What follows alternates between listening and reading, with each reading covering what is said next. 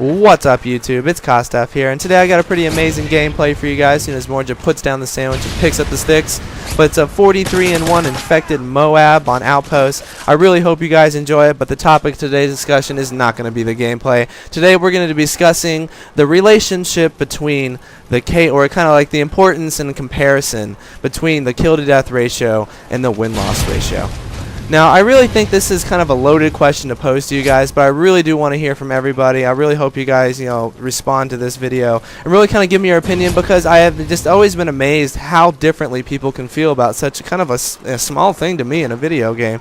But, participating in forums and, doing all that stuff, I really have noticed that people feel quite differently and quite strongly about their, their statistics in general, but moreover their kill-to-death ratio and their win-to-loss ratio, mainly because I always pose the question that I think it's more skill in a win-loss ratio than a KD, but we'll get to that later.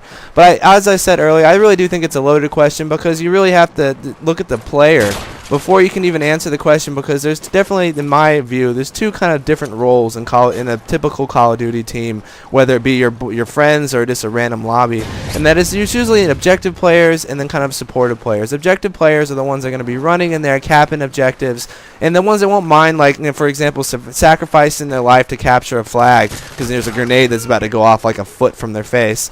And there's also supportive players that add to the team by, getting the high kill streaks, sniping, holding hallways and kind of controlling where the players are running. So, and then also having those kill streaks are always, especially in Call of Duty, are always so valuable.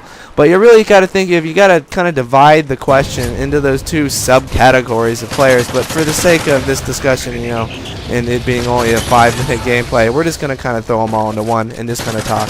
So to begin with, I'm going to kind of summarize both sides of the argument and then kind of finish off by telling you, my personal opinion, because I feel quite strongly about, I guess the value or the measure of skill of a player in relation to their KD and their win-loss. But a lot of, I guess, the kind of the 60-40, I would like to say, is more people tend to put a lot more weight on their KD ratio. And these players are most likely individual players that are out there, not playing with a team, just out there playing like team deathmatch all the time, or just playing games. Where the win-loss is really can't be attributed to any single player, that are more like objective based.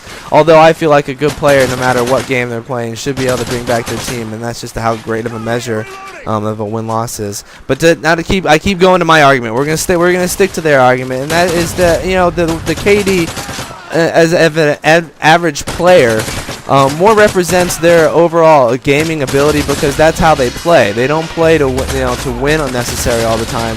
If they see it's hopeless that they can't win the game, they'll just go off and get kills and give up on the objective. And who can blame them if they're playing with a bunch of strangers? And then they also feel like in correlation with that the win-loss ratio is equally not invaluable, just because they don't pay any attention to it and they haven't given any thought or value into it themselves.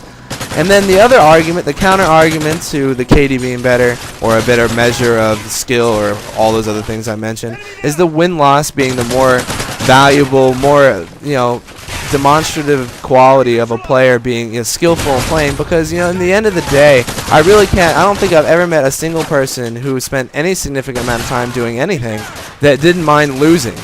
Because personally, I hate losing in Call of Duty. I don't care if I'm playing with strangers, a bunch of 14-year-old squeakers, or my team. I really hate losing. Nothing irks me more. So I really feel like I put a huge value on my win-loss ratio, and my KD is kind of like subsequent, a corollary to that ratio.